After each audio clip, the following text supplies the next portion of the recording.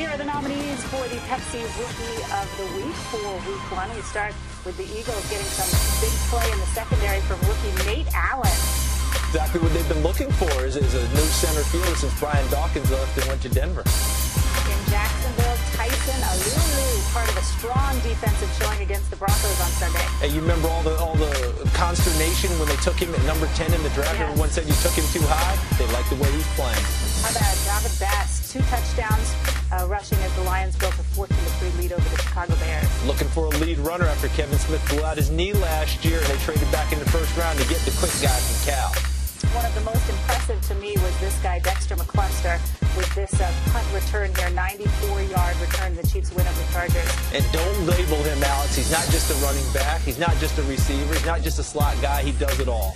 The other Mike Williams, not the one in Seattle, the rookie Mike Williams here, also a nominee, helped the Bucs get their first home opener since 2005. Got him in the 4th round, and he's already moved into their starting lineup.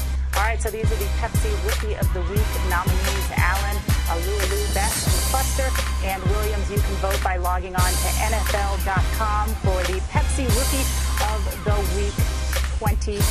So Mike Williams there in Tampa Bay picking up an impressive win for them. This guy, it looks like he could be really their go-to receiver. No, there's no doubt about it, Alex. He is their go-to receiver, and he took over really as soon as he got the mini camp and OTAs and the whole deal.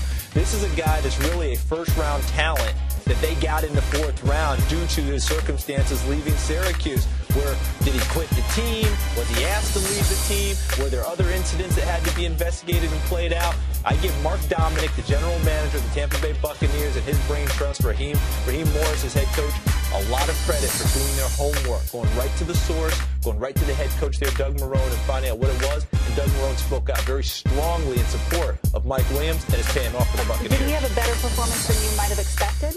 No, that's about what I expected from him. This is a guy who's just really, really talented and does not mind the pressure of being a #1 receiver, even though he's a rookie.